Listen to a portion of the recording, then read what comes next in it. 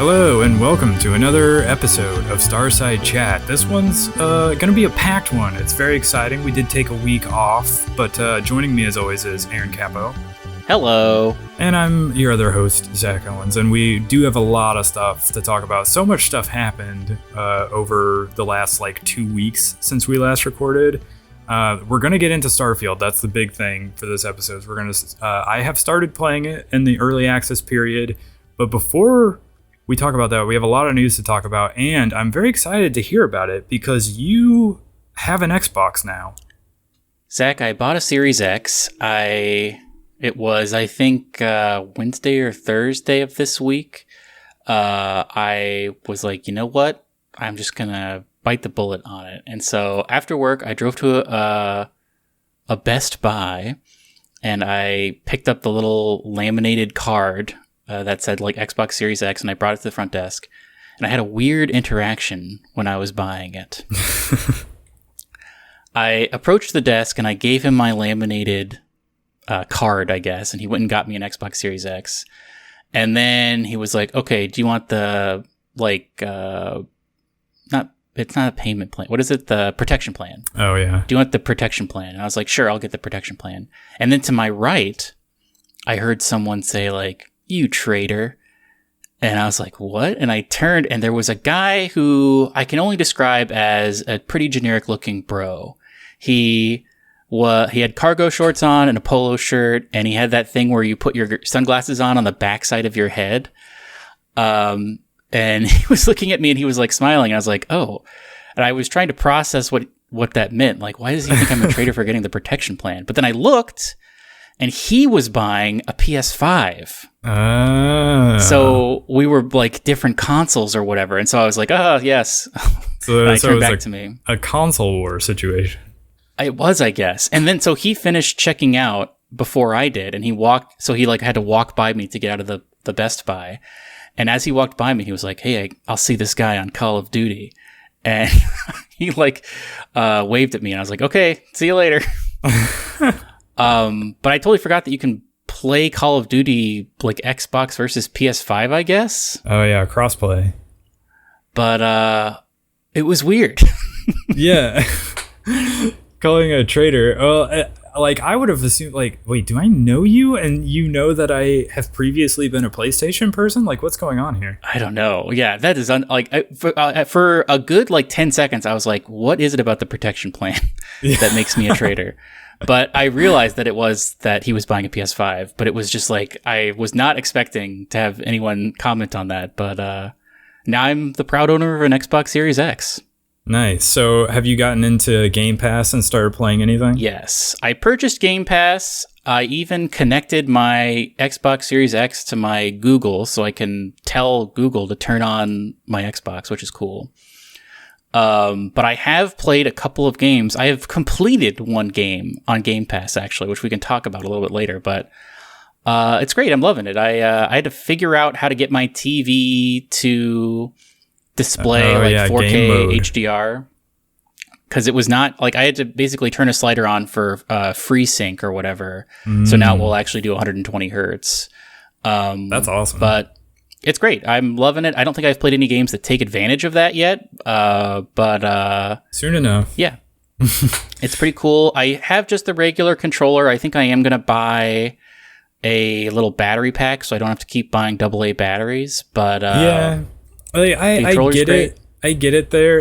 I love my DualSense. I'm that's probably my favorite controller, but I do like the Series X controller as well. But I also wish that it just came with the rechargeable battery. You have to buy it separately. You can get one from Microsoft that just basically more or less allows you to use it the same way you would a DualSense, where I just have the USB cord plugged into the front of my console. And so when I'm done playing, I just plug it in and set it down, and it's good to go for the next time I want to play. And so you can kind of do that, but I get it from a preservation standpoint. Batteries only have a certain amount of life cycle, and if you have a AA battery situation, you can kind of keep that controller going for much longer than you would a built-in battery. So I get it, but there's definitely a part of me when I first got it that was like, why doesn't this just have a rechargeable battery? I mean, the Switch I think is my favorite controller, the Pro controller. And that thing I feel like I only have to charge like 2 times a year or something. Like it's so it is doing reliable. less than the other 2 controllers. True. But the Series X controller I think does last quite a long time as well. So I don't think you'll be disappointed with the battery life of the Series X controller. It's really just the DualSense that has like pretty bad battery life. But some of that is because you're the trade-off of just like having more in terms of like haptics and like the adaptive triggers and things like that. So it's a trade-off. And touchpad. But and there's a touchpad. But I love my DualSense. But the Series X controller is pretty great as well. Although the headphone jack, I will never not be mad at how bad the headphone jack on the Series X controller is. Yeah. I have 3 of them. That I got separately and from different situations, and all 3 of them the same problem. So, moral of the story is get a wireless Bluetooth headset. But unfortunately, you have to get the Xbox compatible ones. You can't just connect your earbuds, which is annoying. But so speaking of Xbox related things, Starfield is out in early access. We're going to talk more about that later. So I guess stay tuned for that. But the thing the big question we had on our last episode was how it was going to work if you bought like a physical copy of the game. And it turns out there was like some fine print in there that I must have missed. But it basically was like, you're going to have to either buy a digital deluxe copy of the game to get early access, or you can just be subscribed to Game Pass. And then there's like a separate like digital or upgrade you can get either digitally or physically. And if you get the physical one, it comes with like a little code that basically unlocks the digital deluxe stuff. So you get like some in-game stuff, but you also got like the early access window. So you had to either buy a digital copy or be sub to Game Pass, which is a little bit like snubbing the people that like physical copies of things. But so I have a little bit of a story. It's another strike against GameStop. The previous one was the fiasco with the Tears of the Kingdom Collector's Edition, which wasn't a huge fiasco. It was like you have to wait an extra day for no good reason. But this one, speaking of also waiting one day for no good reason, I forgot that I had pre-ordered just the digital deluxe upgrade from Amazon. I don't know why I only ordered that and not the actual game from Amazon. For some reason, I ordered that, and then I was like, oh, I'll probably just play it on Game Pass. And so I just must have forgotten completely about it after that. And then so I went at a later time to GameStop and pre-ordered both a physical copy of Starfield and the physical deluxe upgrade. You just put like $5 down. So I will eventually have to go back and cancel that. But so I went there after work. I was like, I'm just going to grab my copy from GameStop. This was on the 31st, which was Thursday, the day that the early access period was supposed to go live at like 7 p.m. our time, Central. And I went in, I was like, hey, the Starfield early access period starts tonight. Can I pick up my physical deluxe edition or deluxe upgrade? I was like, it doesn't come, they're like, there is not a game in the box. It's just like a steelbook case and a code. Like, there's no reason you couldn't give this to me. And they're like, oh, but that's street dated for tomorrow. And so they wouldn't give it to me. And I was like, whatever. Like, this is dumb GameStop not being aware of what's going on. But flip a table over and leave. Yeah, basically. And so I went home, and like an hour later, my copy from Amazon arrived. So I was like, well, screw you, GameStop. So I just I grabbed it, put my code in, and I was good to go. So I'll at some point, they're probably wondering, this guy came a day early, and now it's like a day or two later, and he still hasn't come to pick this up. What's going on? I'll have to go back and cancel it. But yeah, so moral of the story is GameStop, not very good. A lot of the people that work there are, you have weird interactions with them. Like, some of them are pretty knowledgeable about what's going on, and some of them just have no clue. There was one person I talked to at one point. I forget what game I was picking up, but I was picking up some game. And they were like, is there any other games you're looking forward to later this year? And I was like, yeah, I'm looking forward to Starfield. And they're like, oh, I haven't heard of that one. I was like, You work at GameStop and you've never heard of like one of the biggest games that's coming out this year? Aren't you supposed to be pushing pre-orders? Like, what's going on here? So I don't know. It's a real mixed bag at my local GameStop. But yeah. But anyway, it's been very cool getting into Starfield. So we'll go over that later. Let's talk. Sort of sticking with Bethesda. Are you looking forward to this Amazon Fallout TV show? I don't know. As far as like streaming shows go, I've kind of been burnt out on. I feel like every time something exciting happens with like Netflix, it ends up being kind of a bust. But I will say that I really like The Expanse, and that's an Amazon show. Yeah. Well, the tricky thing about The Expanse is that it is a show that is like created independently, and it was just distributed through Sci-Fi, and then the distribution part fell through with Sci-Fi, and so Amazon picked up the rights to it. So it's not a show Amazon themselves created; they just had the streaming rights to it. They made. I'm trying to think of other Amazon shows I've watched. They made one that is. I don't remember the name of it, but it's about a girl who is like learning that she can maybe control time. It looks like that Scanner Darkly movie. It's in that same style. I liked that one, but I never watched the second season of it. I'm trying to think of other things they've made. I don't know. I might check this out. I really am curious about the tone of it. Like, I feel like Fallout has it can have a real zany tone. Yeah. And so that would be tricky to get right. It would be very tricky to thread that needle. So I'm curious. I really want to see a trailer. But what do you think about it? Well, so the interesting news that came out about it over the last like week or two was that it's taking place in Los Angeles, and they announced that it's coming 2024. So not very specific, but yeah, I don't know. Like you, I'm a little bit hesitant to say, oh yeah, I'm going to be super on board for this because I don't know if I trust Amazon to make something good. But it is a franchise that I like quite a bit. So I am curious I'm way more curious to see what this Fallout show turns out to be than I ever was the Last of Us show. Just because I like Fallout more than I like The Last of Us. But and Last of Us is so linear. I mean, this could be anything, like Fallout could be any story in that universe. Yeah, well, and for sure, because it's taking place in Los Angeles, it's not going to retread the same ground that the games did, at least in terms of its setting. Like, it might have similar themes, but I'll be very curious to see it once it does come out. Like, I've been subbed to Prime for the shipping for the longest time. I don't really use it to watch a lot of movies or shows, so this might be one of the few things that I would like actually watch on Amazon Prime. Yeah, but I thought that was interesting that there was just a little nugget of info that came out over the last couple of weeks for something. But so let's talk about the PlayStation Portal device. Did you see all of this info that came out? This was like a couple weeks ago, I think, maybe now. It is a little infuriating that it doesn't have Bluetooth capabilities. Yeah. So I've been infuriated about that, about the PS5 and the Series X, that they don't like with the Switch, which is, you can say, is not as technologically advanced as the PS5 and the Series X, but it lets you just connect a standard set of Bluetooth earbuds to it for audio.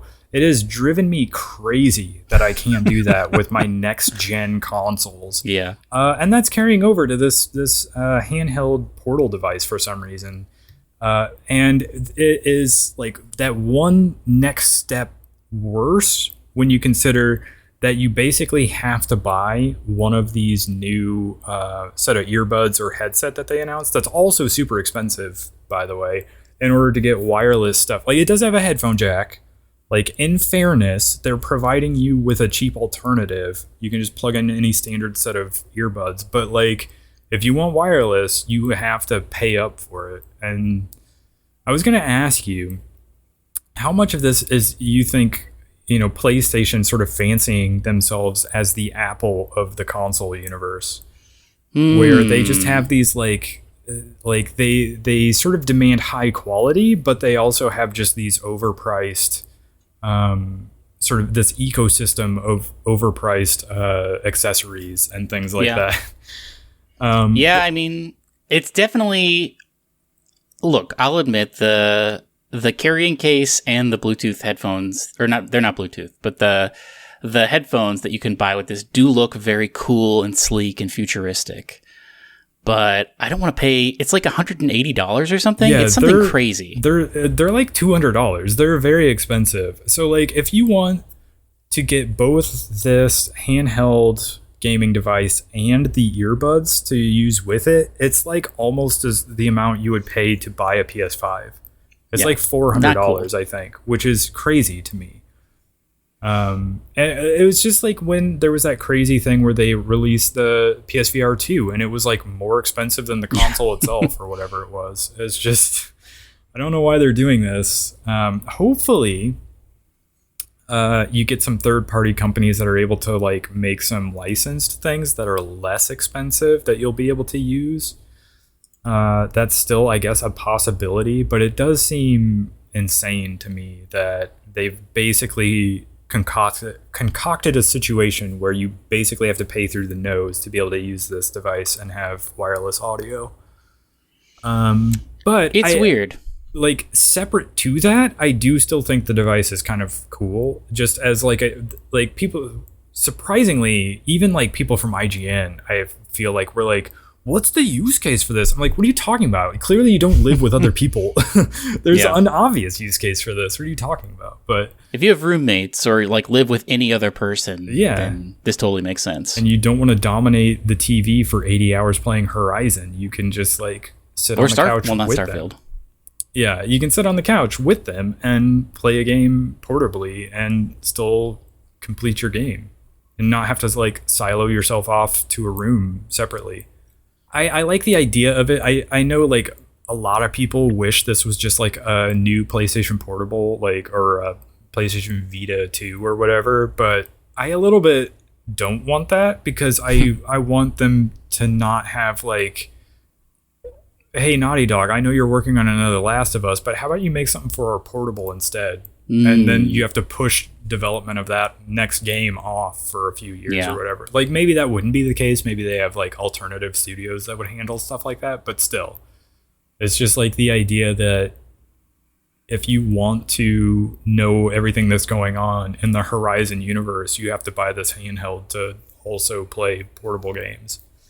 I would rather just have PS4 and PS5 games on it. I mean, that's one of the things that I think I didn't hold Nintendo back, but I'm so much more into them having just one software track where they had the DS was great, and a lot of people have a lot of great things to say about the DS. I never really got into their handheld stuff. Yeah. But now that they're handheld and I guess desktop, for lack of a better word, situations are one thing. I feel like that just streamlines everything and makes it better. So having another Vita, I don't think I could probably not name 5 Vita games for you because I never picked one up because they were expensive, and like a lot of those games are just going to get lost forever because they're not meant to be played on a TV, you know? And now we're in a situation where things can be played on TVs or computers, and it's, I think, a better situation. Yeah, it is the situation that Nintendo solved with the Switch. They combined their portable and their home console into one thing, so they didn't have to have, you know, so-and-so making a portable game while somebody else made a console game. Because the last couple Metroid games were, I think, DS or like Game Boy exclusives. And now we have this one track and we got Metroid Dread and everybody played it and it's great. Yeah, and wasn't like Pokemon pretty much exclusively a 3DS series for a long time? Maybe I'm wrong about that, but like I can't think of, was there a Pokemon on like the Wii or the Wii U? That's a good question. I don't know. I couldn't tell you, but either way, I don't want them to have a separate market for like home console and portable stuff. I just want them to have one line of games that's playable in all places. So I do think this as just like an optional accessory if you want to stream games to your handheld is like better than them trying to force another portable, because it's worth noting that their other portables have not sold well. So I think it's fine. Even though I do think it's a little bit terrible how they've handled wireless audio on it. But yeah. So next thing up, speaking of Xbox, this is going to be a very Xbox-centric episode, I think. But Baldur's Gate 3 is coming to the Series X. And I guess it is also coming to the Series S. But so if you remember, I think it was like a week or two ago we talked about this, about how Baldur's Gate 3 was like an inadvertent like PlayStation exclusive, because they were making it for both consoles, but because Microsoft had this like requirement that every game that came out on an Xbox had to have basically, you know, feature parity on both the Series X and S. So you couldn't release a game on the Series S that didn't have all the features that it was shipping with for the X.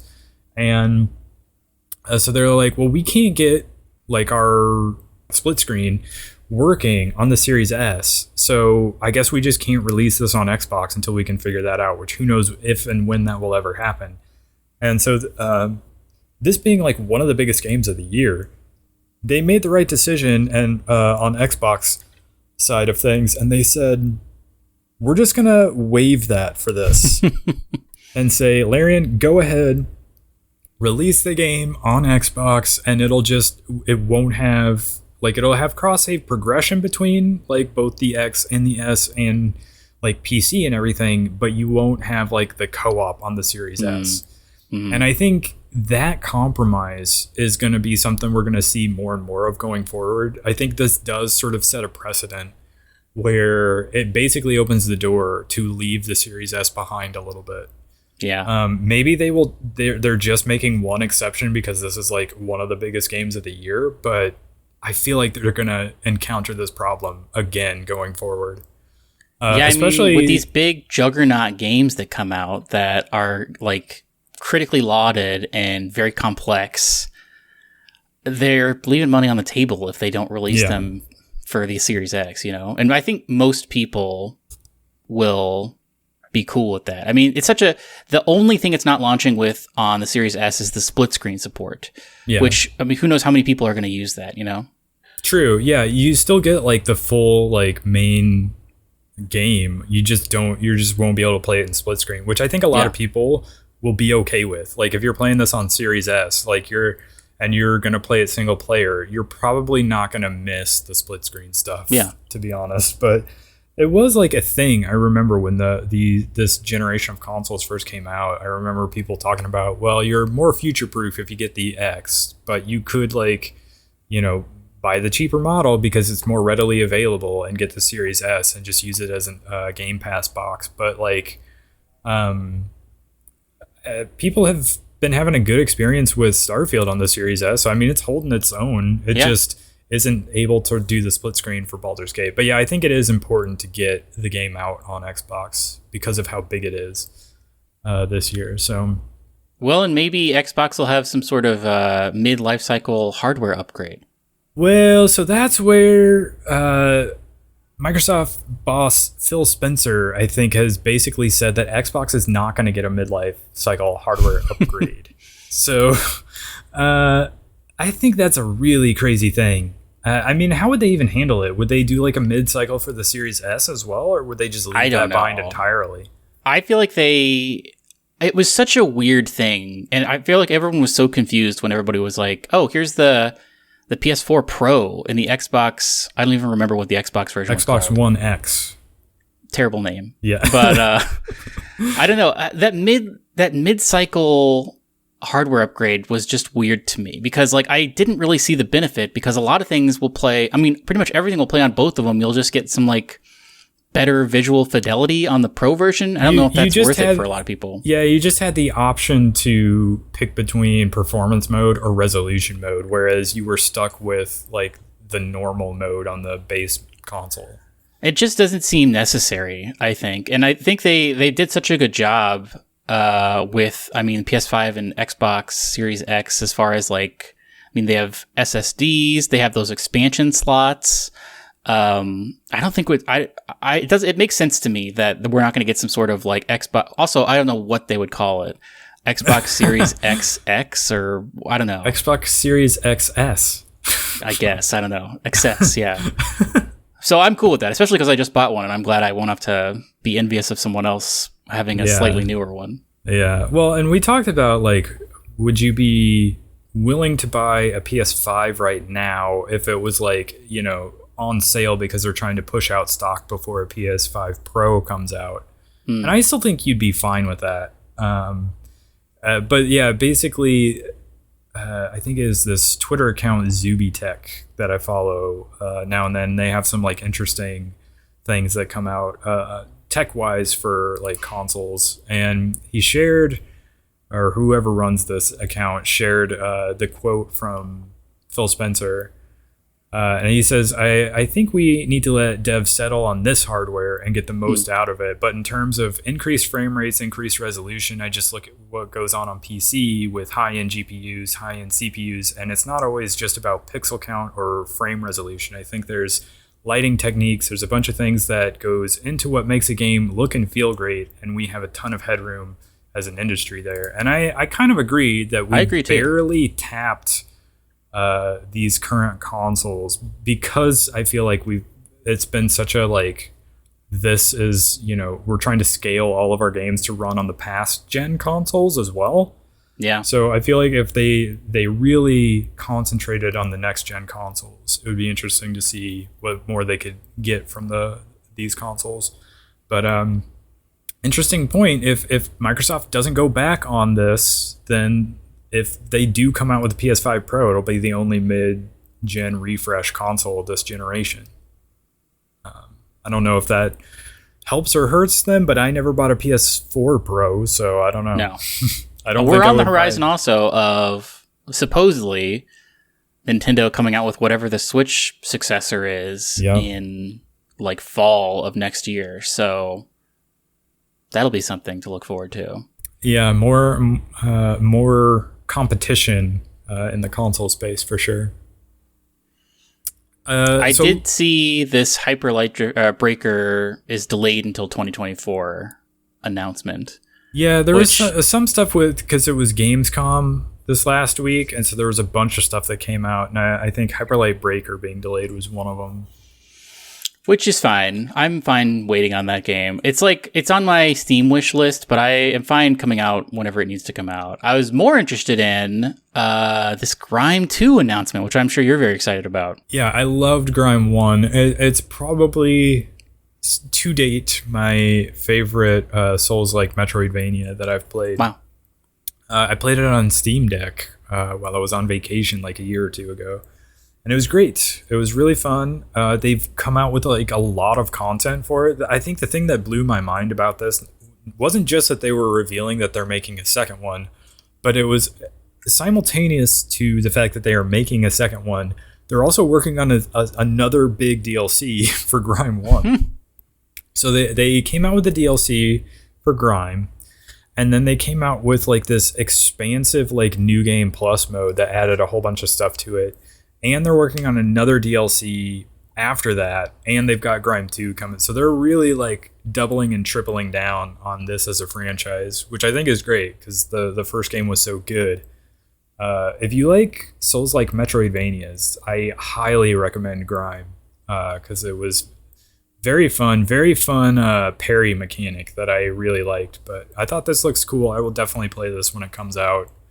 I think did they even give like any sort of window for release? I don't think they did.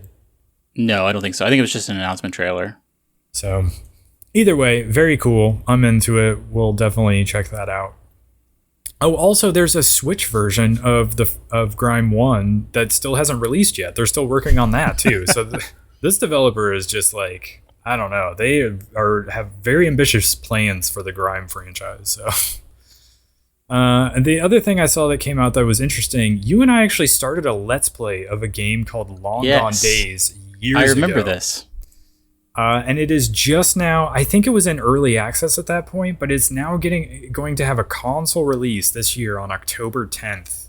I never actually did finish this game, but I thought it was cool. I liked the art style. It's sort of that old, almost like SNES era RPG style of game with like a real anime art style to it.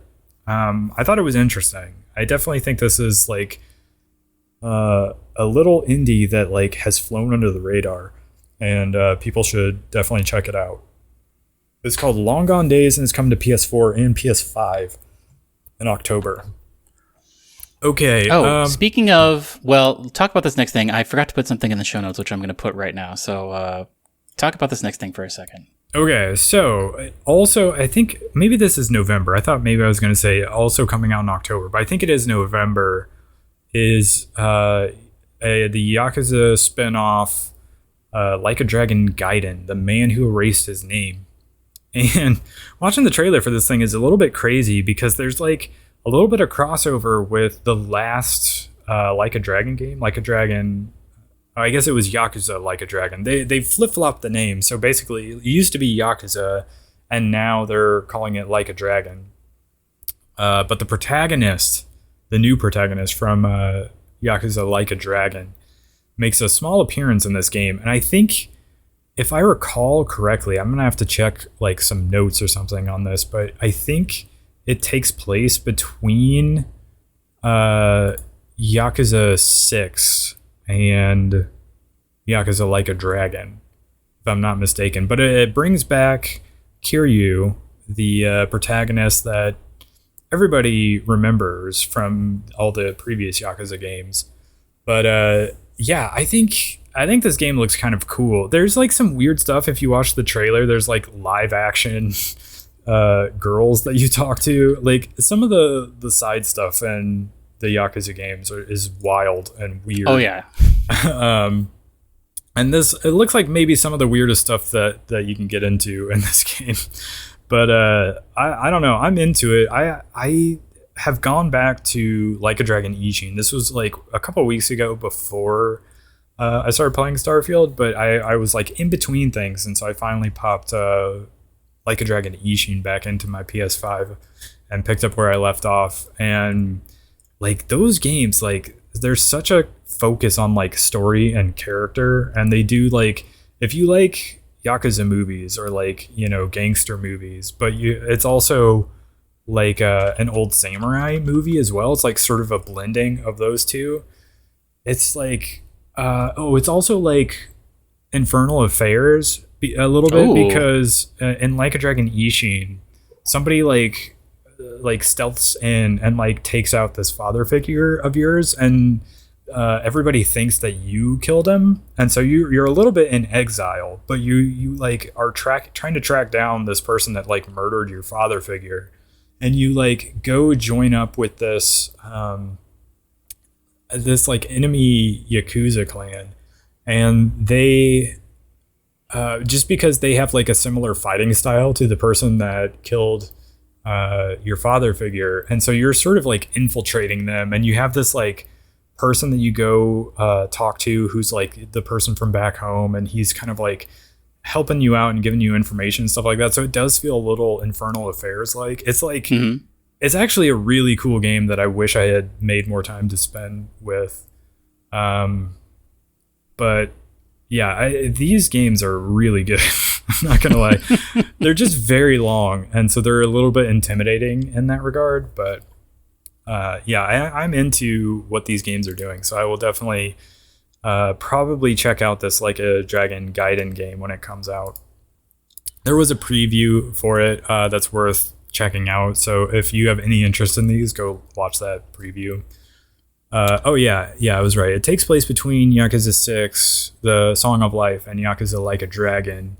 And also, there's going to be, when it releases, there's going to be like a little trial version of Like a Dragon Infinite Wealth, which is the next game that includes Ichiban, the main character of Yakuza Like a Dragon. That I'm excited about. Yeah, I'm very excited for that game as well. So you get a little sneak peek of that if you pick up Like a Dragon Gaiden. So, what's this next thing you put in?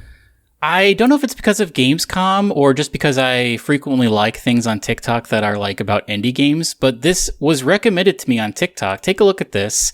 It's a very interesting art style for a game that I think is called Holston that I've never seen before, and it looks really cool. This is, I guess, not great for an audio medium, but how are you reacting to this as you look at it? Does this look cool to you? Yeah, this is interesting. It's like it kind of isometric, like very pixel art, but then like when you go to like aim a weapon, it kind of goes into this like third person view. Yeah, it's very cool. I really like the art style. I don't know anything about this game, but it was recommended to me, and it looks. I really, it's so interesting to be in this isometric art style, and then to zoom in, and like when you aim down sights, all of a sudden you're in kind of a third person mode. It seems to be sort of a zombie game where there's like just like weird tentacles everywhere that I think don't react well to light. But I don't know anything about this game. It maybe is called Holston. So check it out. Yeah, I haven't seen that before where it like is isometric but zooms into a third person view when you like aim down your weapon sights. I think that's cool. Pretty cool, yeah. It's unique. I immediately liked it, and I forgot to look up more information about it until just now. Well, so we have to get to sort of the bad part of the show where we talk about BioWare laying off 50 developers as part of a plan to ensure Dragon Age Dreadwolf is an outstanding game, in quotes, is what they...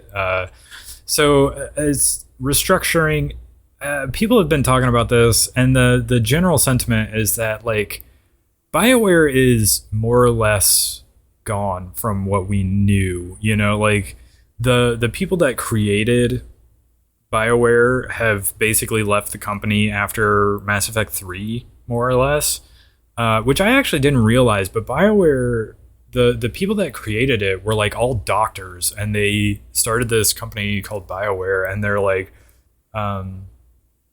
they're in Canada, and they're doctors, and they decided to make a game company and make some games. And then like after Mass Effect 3, they were all like, well, I guess we're done with this now. And they basically retired from game development. And ever since then, BioWare's just been like chugging along on life support. And so it is a little bit of a bummer that basically it's not at all what it used to be. And this announcement of 50 developers being laid off included one who was like pretty important because she had been like a writer that was like pretty heavily involved in all the Dragon Age games. And she's like known for her work with some of the best like characters and quest lines in those games. And so a lot of people are very concerned about Dragon Age Dreadwolf and the future of Mass Effect because of this announcement. So that's a bummer. I don't want to, like, part of me doesn't want to let Mass Effect go because I love the franchise so much. But also, like, they're right. It is very concerning that, like, BioWare is basically not BioWare that we knew. So who knows what it's going to be. Maybe they'll make something really cool out of it, and it'll just be, like, made by a different generation of BioWare developers. But the connections to the old Mass Effect are more or less gone at this point. So, well, now you can make the Normandy in Starfield. That's true. I need to do more with the ship building. Don't tempt me. I will start launching into Starfield. But we have one more thing to talk about before we get there. Before that's something else I've been seeing a lot on TikTok recently in the last 2 days since it like early access has started is people recreating iconic ships. In Starfield. So like the Cowboy Bebop ship I've seen, and then there was another one that I can't remember. Somebody made the Millennium Falcon. And I did see that one, yeah. So it seems like that's going to be a rich textured thing that is going to go on for, I mean, and also, well, we're not talking about Starfield yet, but I can't imagine the DLC possibilities for Starfield as far as like ships and, well, we'll talk about it in a little bit. Yeah, I was gonna say the modding scene I think is gonna be incredible to watch over in the coming years. But before we deep dive into Starfield, let's talk about Mario Wonder, because we both watched the direct that happened on Thursday, I believe. It was a 15-minute direct entirely about Mario Wonder. Yeah, and I just want to jump right into it. The thing that really caught my eye and made me interested in this is it almost seems like they have this badge system that almost seems like RPG elements vaguely.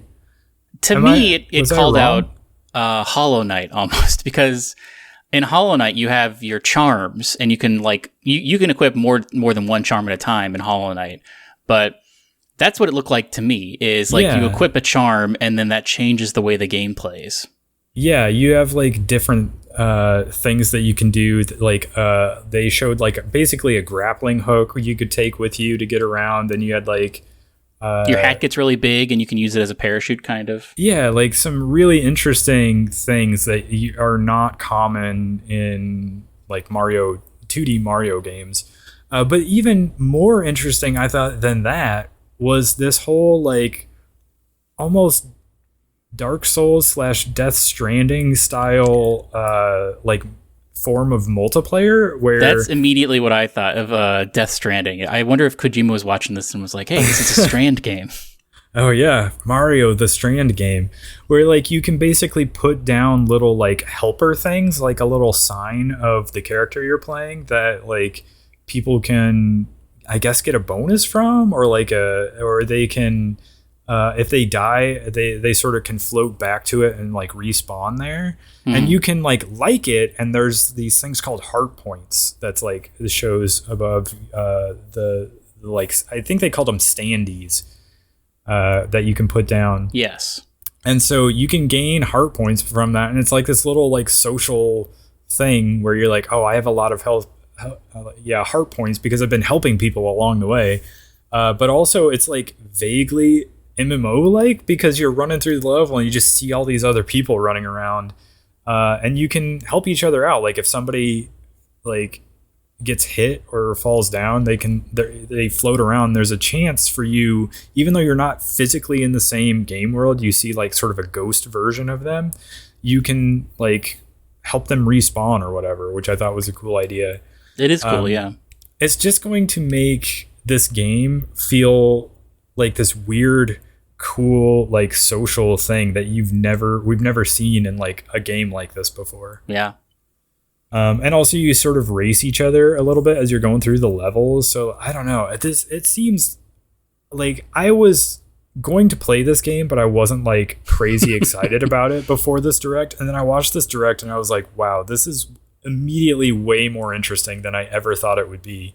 So I went from being like, yeah, I'll play it, to being like actually kind of hyped for it, honestly. Yeah, it's going to be great. I'm probably going to get it day one and check it out. I can't wait. And it's multiplayer. They also have a bunch of cool accessibility things. Like there are 2 characters. It's Nabbit and maybe was it Yoshi, or I forget who 2 are, where you don't take any damage when you play as them. That's Nabbit and Yoshi. That was the case in the I think it was the Wii U one, or it was like Super Mario Brothers U. They had that as well, where there's like 2 characters that are basically easy mode, where they don't actually take damage. They can still fall and die, but they don't take damage when they run into things.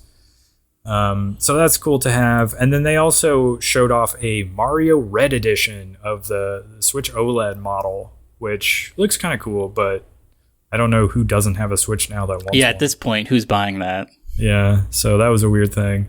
And then Charles Martinet did step down as the Mario voice actor. He's supposedly serving as a Mario ambassador now, whatever that means. But I think it was Game Explain had like a little side-by-side where they're like, here's Charles Martinet's voice, here's the voice in the new Mario Wonder. And there is a little bit of a difference, you can tell. Like they did a pretty good job of replicating what Charles Martinet did, but there is like also noticeable differences. So I thought that was kind of interesting too. And we have one last thing. I did say one thing, but I forgot I added this. Volition Games closed. So that's the developer of like the Red Faction games and the Saints Row games. Yeah, this came out of nowhere. That Saints Row game from like a year ago must have really flopped in a big bad way for this to happen. But I'm bummed mainly because I have always a little bit been holding hope that they would return to the Red Faction series at some point, and it seems like unless they start selling their IP, that's not going to happen. Yeah. But a little bit of a bummer to see a studio go under, but I mean, honestly, who wanted to play that last Saints Row game?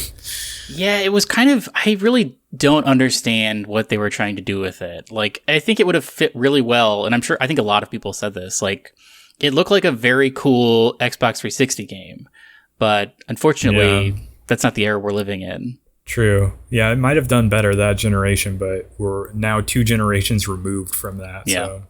So. All right. We can just jump into Starfield. I've been playing. Let's do it. I put a few hours in on Thursday night. That was the first night it was available, and I played a little bit last night. So I'm maybe like a handful of hours in. I'm not super far, but you can ask me anything. So are you mainly playing in third person or first person? First person. Yeah, you can switch back and forth. I would rather that button that is like dedicated to swapping back and forth between first and third person was like a map shortcut, but unfortunately that's not the case. But yeah, I'm trying to remember, what did I pick for my class? I think I picked the Ronin class. Ooh, what are the perks with that? I think stealth was one of them, and then like melee combat was another one, and I forget what the other one was. But and then for my like traits, I picked the adoring fan because I thought it was hilarious, and he has been very funny.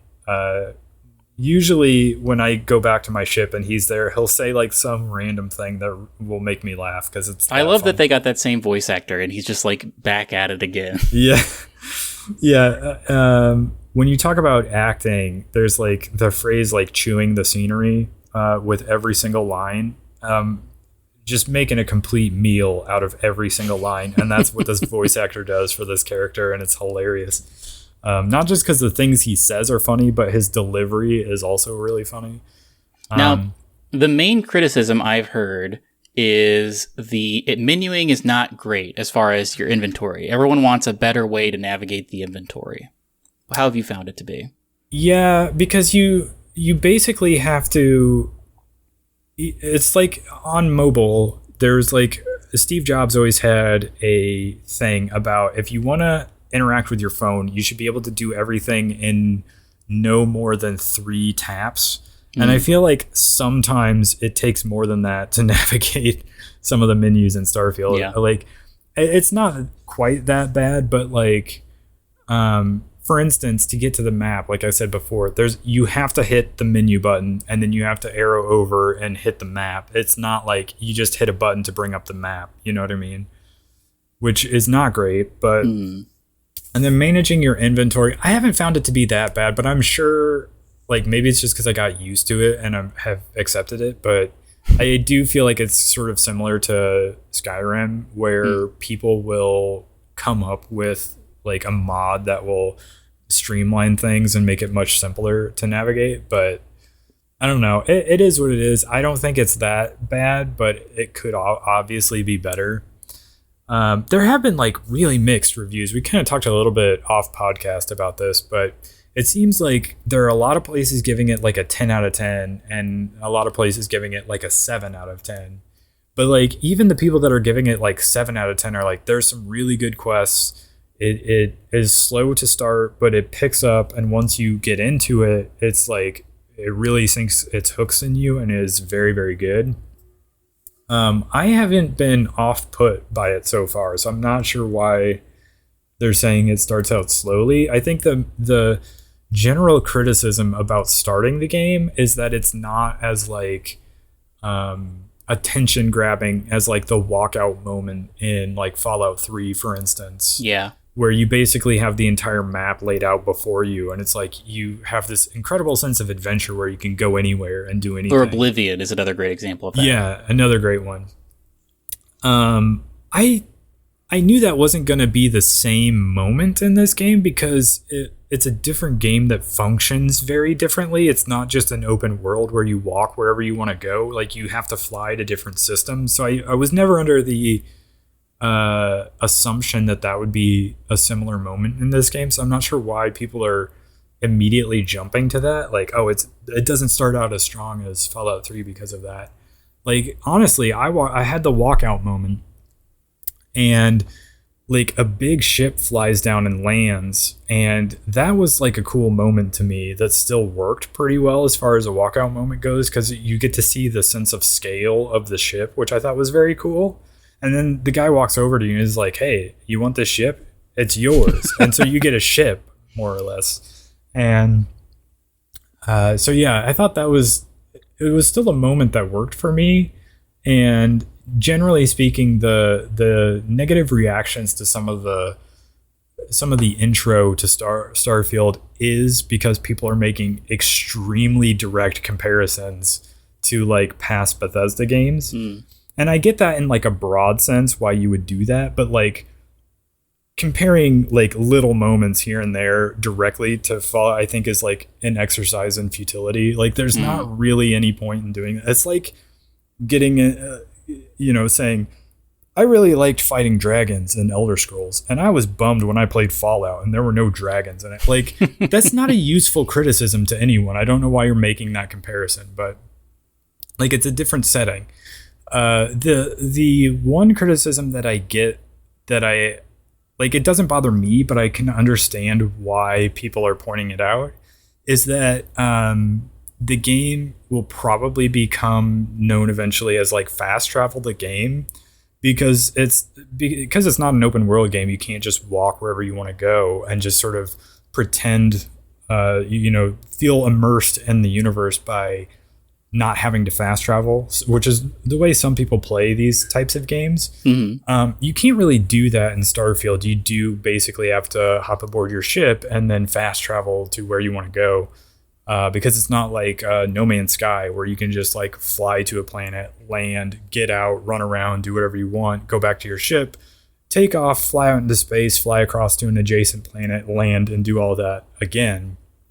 That's not how it works. Which I never thought it would, because like I think that's great in No Man's Sky. I love No Man's Sky, but like Starfield's doing a lot more than No Man's Sky, and also like I a little bit like their fast travel system in No Man's Sky and Starfield, because you can just pull up the map. You don't even have to go back to your ship. You just pull up the map and you're like, okay, I want to fast travel to this planet. I'm just going to do that. And it just kind of takes care of all that stuff that would happen in between for you. So you more or less can be on a planet running around and talk to somebody like, okay, now I need to fast travel to this other system. I'm going to pull up my map and just hit the button and it's going to take me there. And I don't have to run back to my ship, see the animation to take off to space, be in space, and then fast travel to the next place. You just kind of cut out that entire middle section and just go straight to where you want to go. So I actually appreciate the fast travel in this game, but I can understand why it would be a complaint that it's a little less immersive than the way you get around the map in like Fallout or Elder Scrolls. Overall, though, you're liking it? Yeah, I'm into it so far. I've heard the suggestion is to mainline the main story, because even Todd Howard was like, the game really doesn't start until you finish the main story. So yeah, reviewers are like, I get the temptation to like do a bunch of side stuff before you come back to the main story, but and it's very, very easy to get sidetracked by like, you walked in or like you flew to a new system and heard a distress call and you want to go deal with that. But like they're like, really, you should mainline the main story and get through that and then start doing all the like faction quest lines and all of that stuff.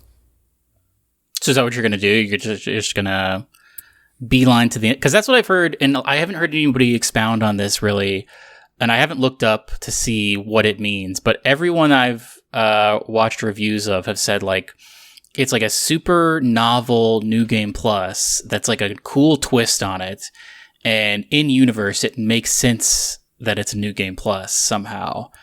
Yeah, I have been afraid to look too far into that as to what it means. Yeah. For spoiler's sake. But yeah, I've heard like crazy things about New Game Plus, about how it's like definitely a very, very unique take on what New Game Plus is. And so I'm excited to get there and find out what that means, but I kind of don't want to know until I get there. Yeah.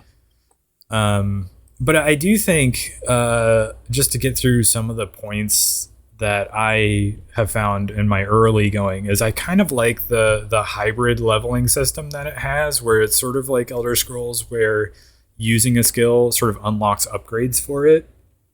But also, like Fallout, you have to assign perk points to sort of take advantage of it. So it's somewhere like a middle ground between Elder Scrolls and Fallout in that way, which I like. I do like having to use a skill to upgrade it. I think that's cool. That was similar. It was like kind of a Far Cry thing, where in Far Cry you could like basically overlevel by doing these special challenges and getting like the best stuff kind of by completing. It was kind of a similar leveling system, I think, at least in Fallout or Far Cry 3. Yeah. And then the other thing I liked is I kind of like the new speech check mini game that happens where like if you're trying to persuade somebody, you have like a certain like maybe 3 chances to like fully convince a person of what you're trying to persuade them to do or say. And each like sort of line in your dialogue box that you have to pick from will be like, this one's like easy in terms of persuasion, but it only persuades them +1. And you have to like persuade them or there's like, how do you explain this? There's like 4 different boxes you basically have to tick. This is just an example. Some are more, some are less, but you have to fill up like 4 boxes. And like the first one that's like green is like easy, but it only gives you 1 tick. And then if you pick the second one, it's like orange, so it's a little bit harder, but it fills up 2 or 3 of those boxes. And so you only have like 3 chances. So you have to like sort of pick and choose how you want to go about that, and you may or may not be able to convince them. And of course you can save scum and get through it that way. But I think it's an interesting twist on the persuasion from previous Bethesda games. And I think one of the criticisms that I've heard is that it doesn't, like, some of the dialogue stuff doesn't really take advantage of your traits and your background very much. But I don't know, I haven't run into that situation much. So Now, how many planets have you visited? Like, have you gone to all the major hubs yet, or you're still too early on? I'm still too early on. I a little bit tried to follow the main quest line, but I've like gotten distracted and done some side things here and there. I've read the tip that I read, because I've been watching a bunch of tips videos for how to get started and like what traits to pick out depending on how you want to play. And a lot of them say that you should play the main story until you get to a quest called Into the Unknown. And then after you complete Into the Unknown, that unlocks something. I don't know what it unlocks. But at that point, you can, relax on the gas a little bit and start to explore other things. Interesting. I'll have to keep that in mind. I haven't heard that, but I don't remember what quest I'm on right now. I think I'm like trying to sign up with the Freestar Rangers or something like that. And I was on New Atlantis, and I like signed up to start with the Vanguard, which is a different faction. So like I've run into sort of a number of different possible faction quest lines that I kind of wanted to start, but I keep hearing this advice of like just do the main story and then do all the rest of it later. So it's counter to how I would normally play these games. Normally I would do all the side stuff first, but I mean, in most of my playthroughs of Skyrim, I never made it to the Greybeards. I was just like, I did the stuff in Whiterun, and then I was like, all right, peace out. I'm going to go join the Thieves Guild. Yeah. Yeah, I have also heard that those faction quest lines are like some of the best like writing in Bethesda games. So like, I don't know. I've heard very mixed things about it, whether it's working or not for people. I think a lot of it is because like you kind of have to get through the intro before things really pick up. But I think once you get going on some of those faction quest lines is probably when it really sinks its hooks in you. But I also like this morning I played a little bit, and I was like going to go to like the next system where the main quest wanted me to go, but I had to like I either hadn't discovered this other system that was in between there, so it wouldn't let me make the jump all the way to the next system, so I had to go to this other one first. And I went there and I heard this distress signal of like there's like a group of farmers that like needed help because there's like maybe 4 families that live in that system, and they have these satellites that like they use to communicate with one another. But there was like these spacers that had like knocked them out and were like flying around waiting for one of the families to take off, and they would like destroy them basically. And so they have a distress signal, and you go land and you talk to him, and he's like, hey, will you help us out with this? So you go get into some ship combat and take out some of the spacers, and you repair all the different satellites that they have. And then you have to like convince the other families to start working together again, because there's like some bad blood there.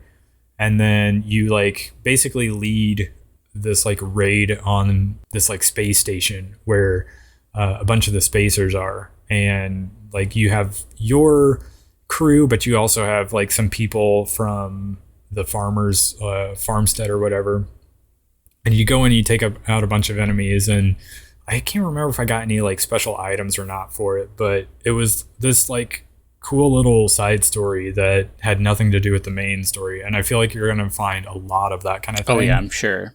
But it like, I don't know. It was the first thing that really I did much with in terms of like flying my ship around in space. And so I started to feel pretty good about that. And I kind of want to do more of that stuff as well. So I kind of feel like I'm getting enough out of the like space flight that I don't necessarily need to sort of No Man's Sky style just fly everywhere. So I'm a little bit okay with some of the fast travel stuff. But do you have a favorite companion yet? Well, so far I only have 4 of them. So I have Sarah Morgan, who's like sort of the main person in charge of Constellation. And then I met this guy named Sam, and I'm doing a mission with him right now. So I don't really know him very well. And then Vasco, who's like the robot who's with you from basically the start. And the adoring fan who is on my ship and makes funny comments all the time. Yeah. Supposedly he will just like randomly give you stuff as well. So I didn't pick it, but I'm very curious about like the mom and dad that you can have in this game, where they supposedly that's right. I picked the house. There's one where you have like a dream house, but you have to like pay it off. I wonder if you connected those two, if the parents would just be at the dream house. But that's interesting. I don't know. I think they have their own apartment, but you can go there and talk to them. And I think you're supposed to also like some of your money has to like go to them every month or something like that. Yeah, you have to give them a stipend. So I did not pick that one, but I'm very curious to find out like what interesting details there are with that. And I think this is going to be one of those games where it would be very fun to have those sort of water cooler discussions where you talk to somebody else about what's going on in their playthrough, and it'll just be wildly different from what's going on in yours. And I have heard some of that, even with like the main quest line, where like somebody did something or had something happen that like didn't happen in somebody else's. So I a little bit think the reviews are all over the place, maybe because they were played in isolation, and like it almost needs like a community of people who are all playing it and having their own experiences with it to just start talking to each other, to just to kind of fill in some of those gaps and find out how vast the universe is and what all can happen. So but I'm very excited to play a lot more of this game this weekend. As we're recording this, we're kind of going into a 3-day weekend, so I'm gonna have plenty of opportunity to play a lot more of this, and I'm very excited about it. You'll be much farther, because I'm gonna wait until the 6th when it's already pre-installed on my Xbox, but I'm gonna wait until Wednesday to dive in. Yeah, so next week we will have your initial impressions and my continuing adventures to talk about, so that'll be fun and very exciting. but I did play some games on my Xbox that aren't Starfield. I am very curious which ones. I have started that Planet of Lana because I wanted to play that since it came out. And that I'm enjoying. I'm kind of working my way through that. But a thing that I picked up that I couldn't put down until I completed was that Somerville game. Oh, yeah. How did you like it? I loved it. I thought it was great. I played through it all last night, nice and short and sweet. I don't know if I like it more than Inside. I will say that I had to look up how to get the best ending in Somerville. Towards the end, there's like 5 different endings you can get, and I got like 3 of them by just messing around, and I got those achievements. But I knew there had to be like a good one, because the ones I had all gotten seemed like kind of a bummer. And so the way you do it is by, I mean, I don't know how you would organically know how to do this, but yeah, this is the problem I had with Somerville when I played it, is it didn't make any sense to me. Yeah. And I had no clue what I did wrong or like how I could have done it differently. And so I was a little put off by that. For anyone that is going to play it, I would say pay attention to those little balls that follow you around, because the colors they emit are going to be important later. But I did not pay attention to them. I just had to look it up. But I did end up getting the good ending, which I liked. But yeah, I was enthralled. I just like Inside, I just like couldn't put it down. I really wanted to know where the story was going. And this had some fun elements I was not expecting. I had not watched. I mean, a lot of the trailers I feel like don't show you get the kind of like freezing and liquefying powers that you get. So I found that to be fun. But yeah, I beat that and it was great. And I'm playing through Planet of Lana. And depending on if I beat that, I might install something else. Who knows? There's so many things on Game Pass that I've always wanted to play Ori and the Will of the Wisps, and because it's like heavily inspired by Hollow Knight. And so I might pick that up because it is on Game Pass and just start playing that. But I got a lot to do before Starfield comes out next Wednesday. I was going to say, there's not that much time, but yeah. Ori is great. I don't think I finished it, but I played a ton of it. And it's very, very good. It's a game that I frequently think about going back to and like starting a new playthrough and actually finishing it this time. It is one of the better Metroidvanias out there for sure. I'm excited, yeah. And then I downloaded that Sea of Stars, but I have not started playing it because that also is on Game Pass. Yeah. Oh, yeah, that's right. So Sea of Stars is out on both PlayStation Plus and Game Pass, which is very cool that it's like available to pretty much everybody at this point.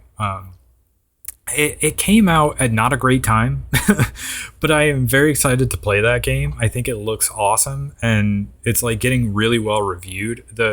The problem for it is the timing of its release. Yeah. It's one of those games that I like could have started this last week, but with Starfield like dropping imminently, I was like, I'm just gonna wait on this. I don't want to start it now and then get like 3 hours into it and then forget what you were doing. Exactly. So I'm saving it for later at this point, even though I'm very excited about it. It's been on my list of anticipated games all year. So I will probably play that when I finish Starfield, whenever that is. But I already mentioned Like a Dragon Ishin. I forgot to mention, I did start Immortals of Aveum.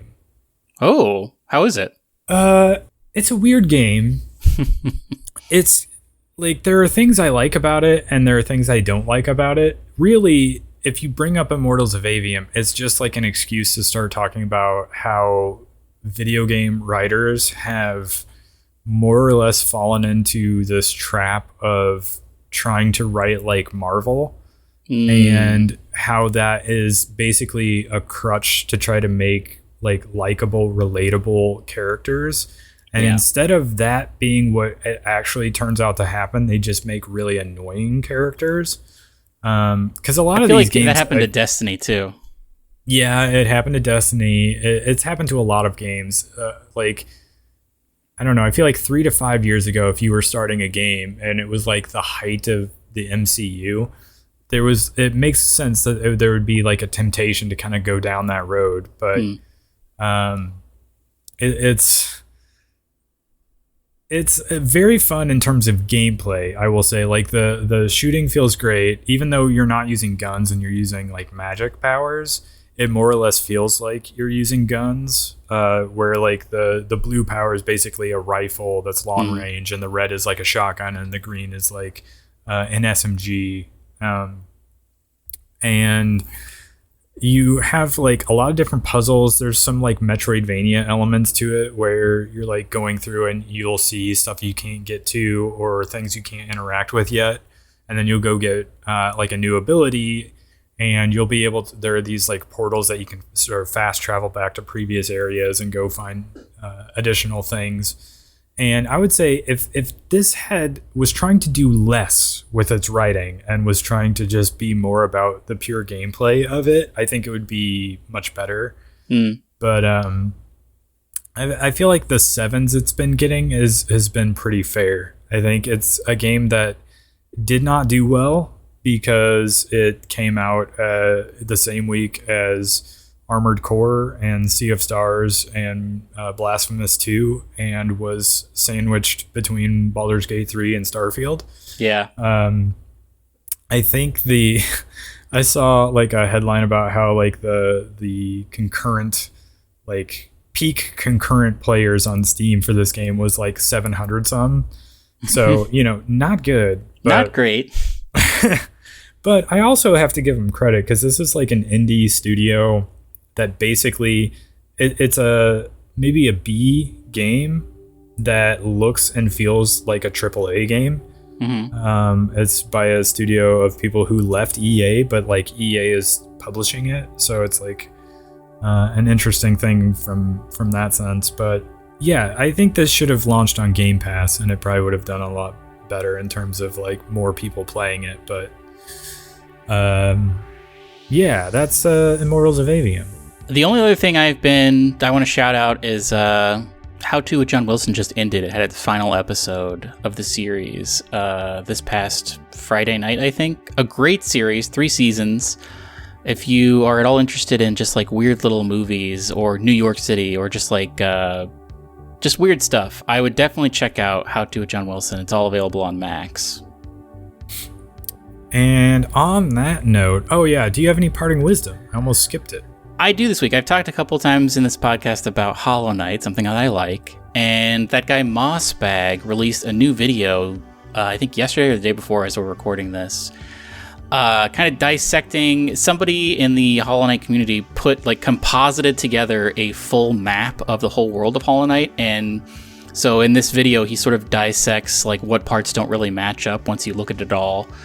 So if you're hungry for more Hollow Knight content as we're all waiting for Silksong, definitely check out Mossbag's YouTube channel and check out this new Hollow Knight map video. It's very interesting. That's my parting wisdom. Awesome. Yeah, I think next week will probably be all Starfield. Yeah. So stay tuned for that episode if you want more on Starfield, especially since you'll also have had time to dive in, so we'll have more to talk about. And on that note, go ahead and follow us on Instagram, Twitter, and YouTube at Starside Cafe, and leave this podcast a review on Spotify and Apple Podcasts, and we'll catch you on the next one. Goodbye. Goodbye.